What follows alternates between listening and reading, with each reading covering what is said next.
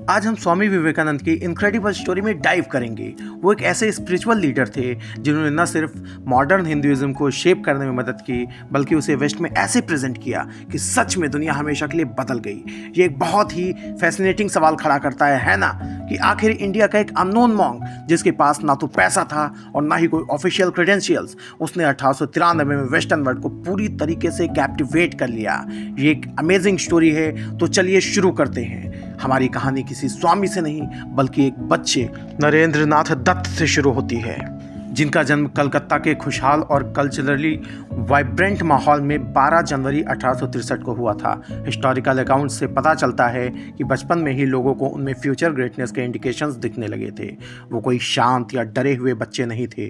वो एनर्जी से भरे हुए, सुपर रेस्टलेस और हर चीज़ को लेकर बहुत क्यूरियस थे। उनका पूरा माइंडसेट दो पावरफुल लेकिन कॉन्ट्राडिक्टरी फोर्सेस से बना था। एक तरफ उनके फादर, जो एक लॉयर और रेशनलिस्ट थे, जिन्होंने उन्हें हर चीज़ पर क्वेश्चन करना सिखाया, और दूसरी तरफ उनकी माँ, जो बहुत रिलीजियस थी। विवेकानंद ने खुद कहा था कि उन्हें अपना इंटेलेक्ट अपने डैड से मिला, लेकिन वो प्यार अपनी मॉम से मिला, जिसने उन्हें वो बनाया जो वो थे। जैसे जैसे नरेंद्रनाथ बड़े हुए, उनकी ये इंटेलेक्चुअल क्यूरियोसिटी एक इंटेंस स्पिरिचुअल क्वेस्ट में बदल गई। वो सिर्फ किताबें पढ़ने से खुश नहीं थे, उन्हें एक ऐसे टीचर की तलाश थी जिसने भगवान को सच में एक्सपीरियंस किया हो। वो उस समय के सबसे रिस्पेक्टेड स्पिरिचुअल लीडर्स के पास जाकर सीधे पूछते थे, क्या आपने भगवान को देखा है? उन्हें थ्योरीज नहीं, डायरेक्ट एविडेंस चाहिए था। जब वो फाइनली श्री रामकृष्ण जी से मिले तो उनका रैशनल और स्केप्टिकल माइंड ओवरड्राइव में चला गया। उन्हें लगा कि रामकृष्ण शायद पागल हैं, क्योंकि उनका वेस्टर्न स्टाइल एजुकेशन इन बातों को समझ नहीं पा रहा था। लेकिन फिर एक मोमेंट ने उनकी दुनिया बदल दी। एक विजिट के दौरान श्री रामकृष्ण से उन्हें छुआ, और उस एक टच ने उनके सालों के इंटेलेक्चुअल डाउट को मिटा दिया और उन्हें एक डायरेक्ट स्पिरिचुअल एक्सपीरियंस दिया। उन्होंने इसे अपने दिमाग में कंप्लीट रिवॉल्यूशन कहा।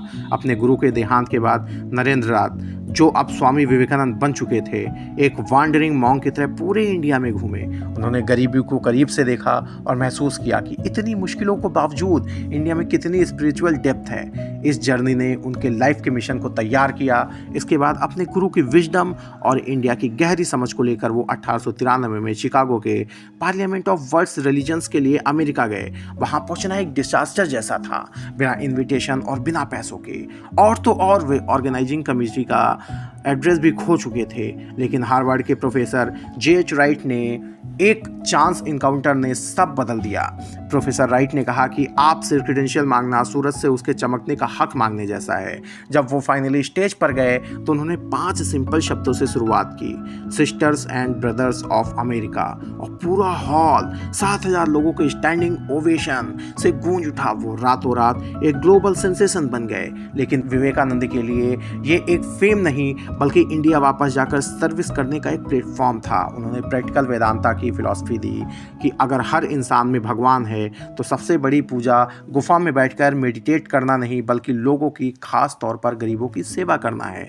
उन्होंने 1 मई 1897 को रामकृष्ण मिशन की स्थापना की, जो स्पिरिचुअल ग्रोथ और सोशल सर्विस दोनों के लिए काम करता है। उनका लेगेसी आज भी बहुत बड़ा है। उन्होंने सेल्फ एम्पावरमेंट, फियरलेसनेस और रिलीजियस टॉलरेंस की बात की, और साइंस और स्पिरिचुअलिटी के बीच एक ब्रिज बनाने की कोशिश की। उनका मैसेज आज भी टाइमलेस है।